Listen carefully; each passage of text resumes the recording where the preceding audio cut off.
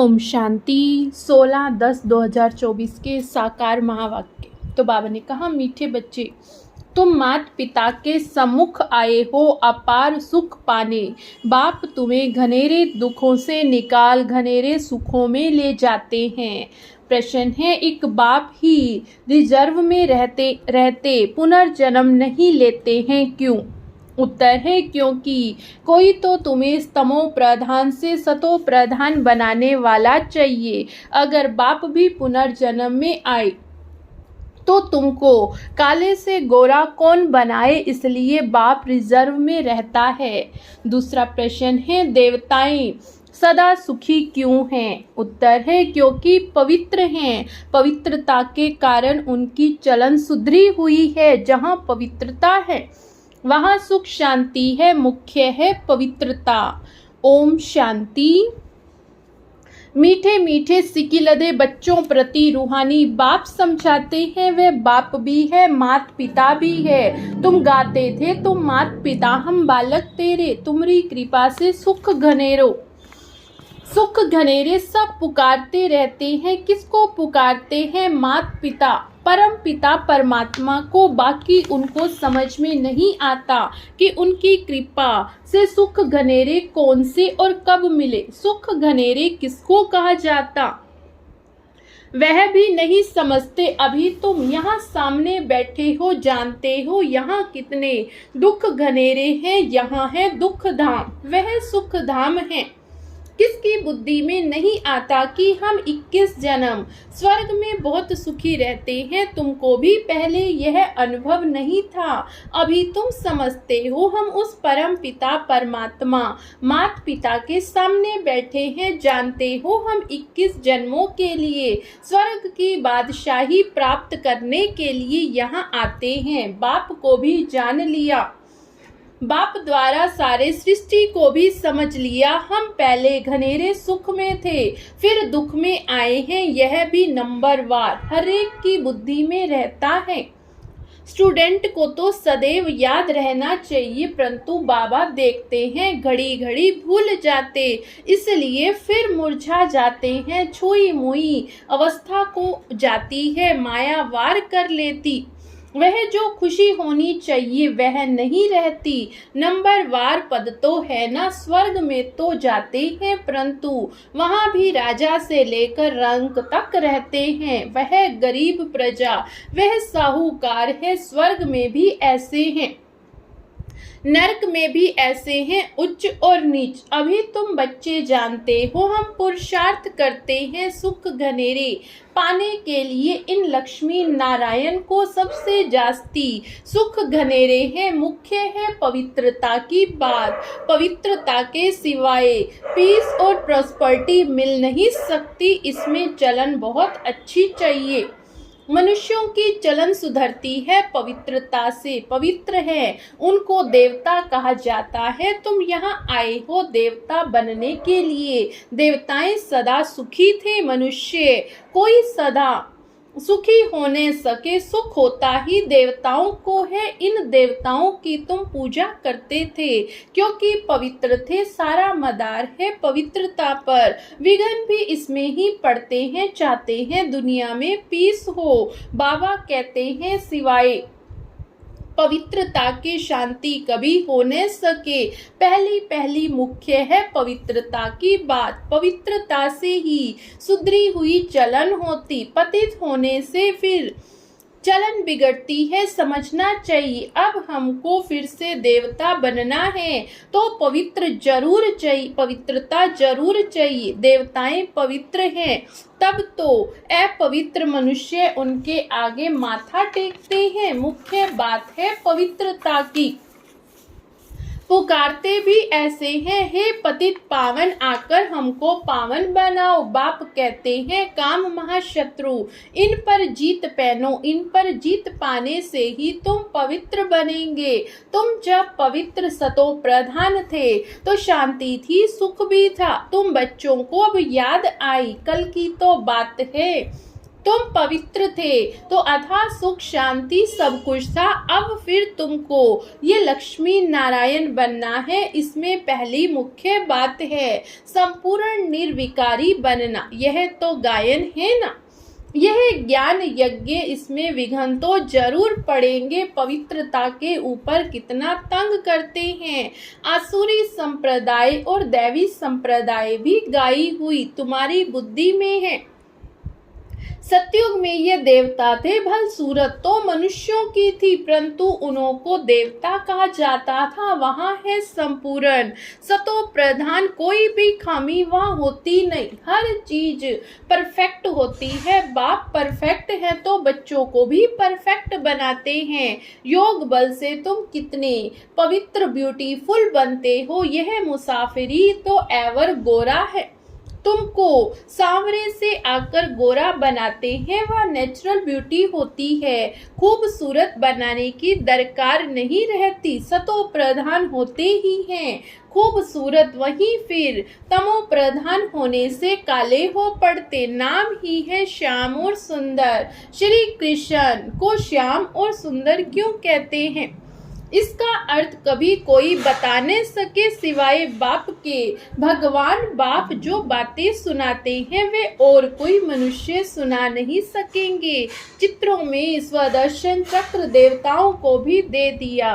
बाप समझाते हैं मीठे मीठे बच्चों, स्वदर्शन चक्र की तो देवताओं की भी दरकार नहीं, वे क्या करेंगे। शंख आदि स्वदर्शन चक्रधारी तुम ब्राह्मण बच्चे हो, शंख ध्वनि तो तुमको करनी है। तुम जानते हो अब विश्व में कैसे शांति स्थापन हो रही, साथ में चलन भी अच्छी चाहिए। भक्ति मार्ग में भी तुम देवताओं के आगे जाकर अपनी चलन का वर्णन करते हो, परंतु देवताएं कोई तुम्हारी चलन को सुधारते नहीं।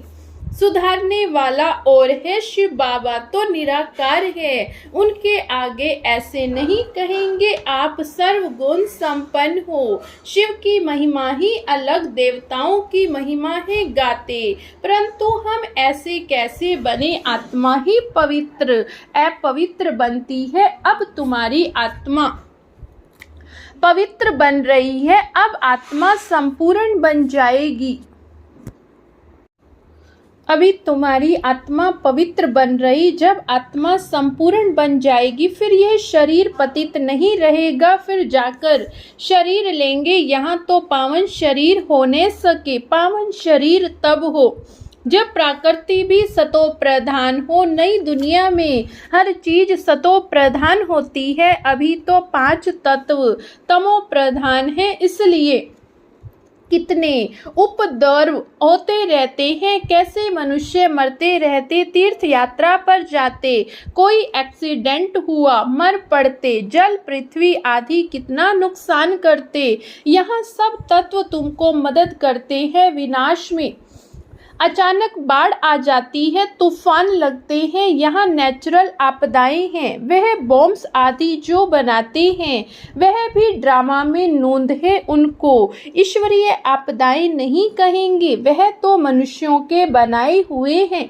अर्थक्वेक आदि कोई मनुष्यों के बनाए हुए नहीं, यह आपदाएं सब आपस में मिलती हैं, पृथ्वी से हल्काई होती हैं। तुम जानते हो कैसे बाबा हमको एकदम हल्का बनाकर साथ ले जाते हैं नई दुनिया में।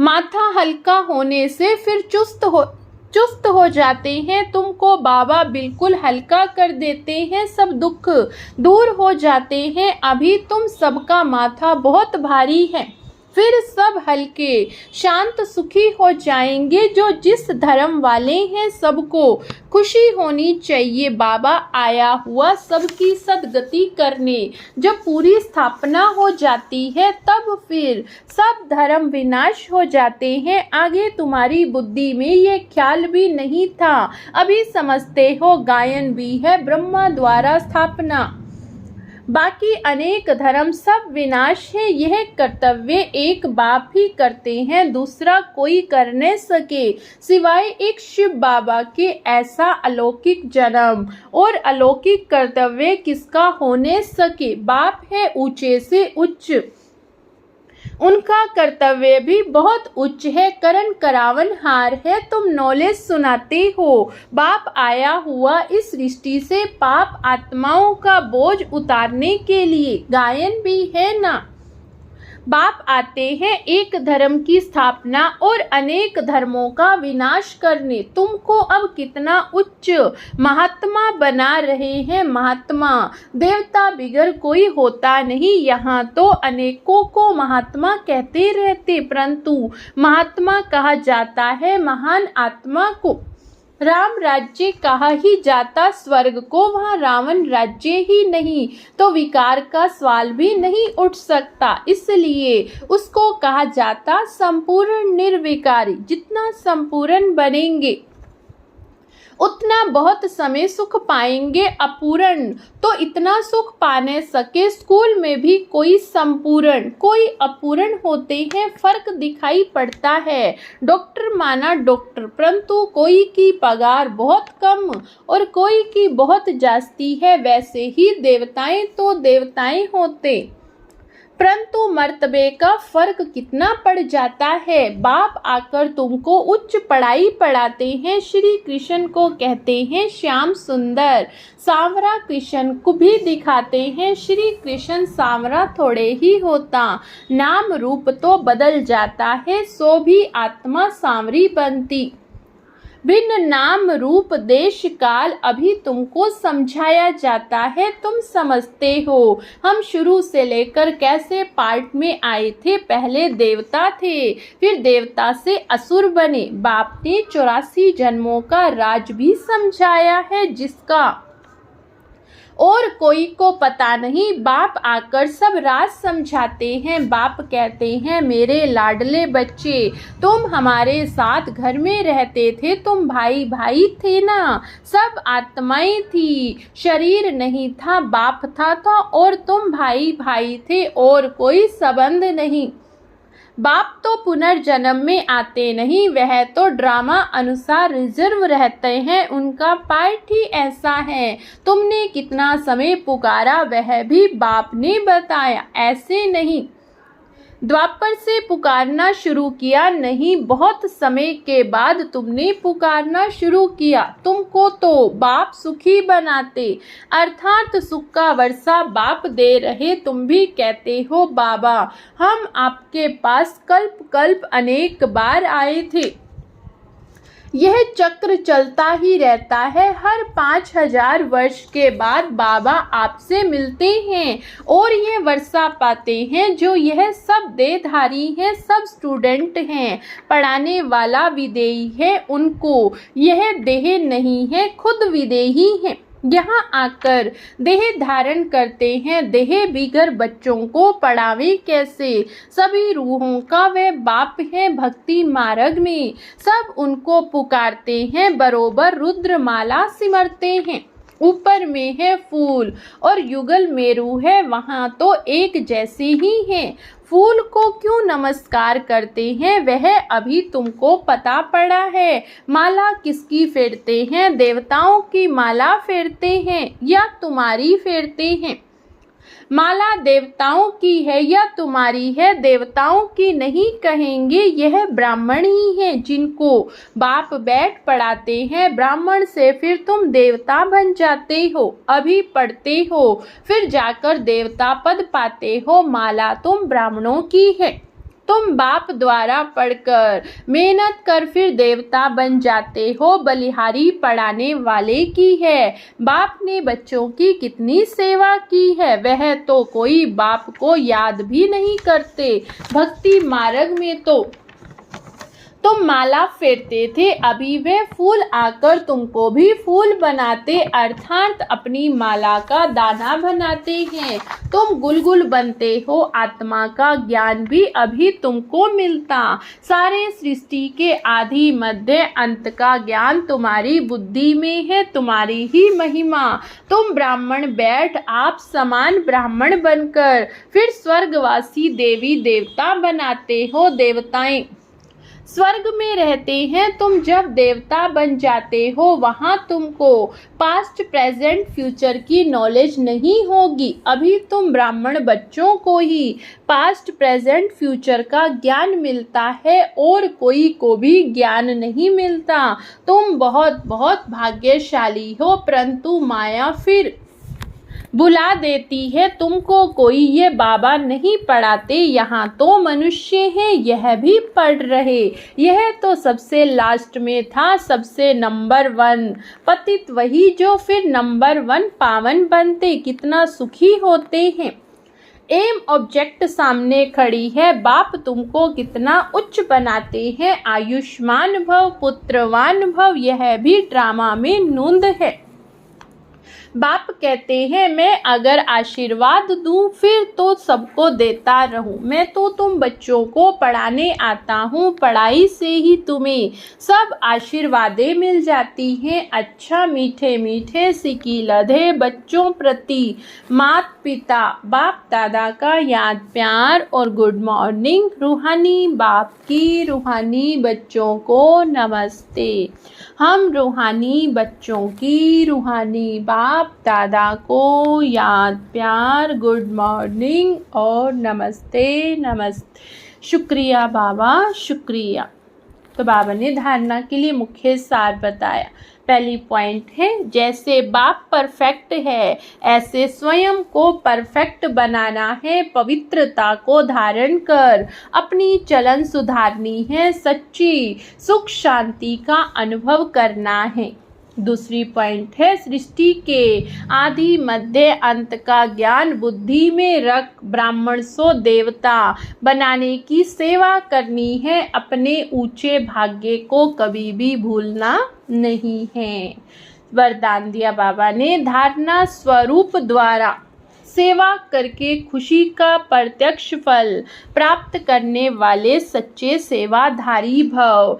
धारणा स्वरूप द्वारा सेवा करके खुशी का प्रत्यक्ष फल प्राप्त करने वाले सच्चे सेवाधारी भव।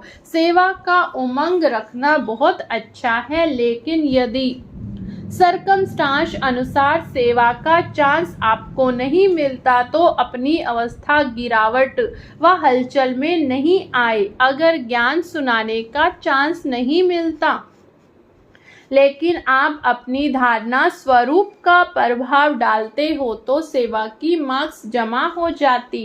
धारणा स्वरूप बच्चे ही सच्चे सेवाधारी हैं। उन्हें सर्व की दुआएं और सेवा के रिटर्न में प्रत्यक्ष फल खुशी की अनुभूति होती है। स्लोगन है, सच्चे दिल से दाता विधाता वरदाता को राजी कर लो तो रूहानी मौज में रहेंगे। सच्चे दिल से दाता विधाता वरदाता को राजी कर लो तो रूहानी मौज में रहेंगे।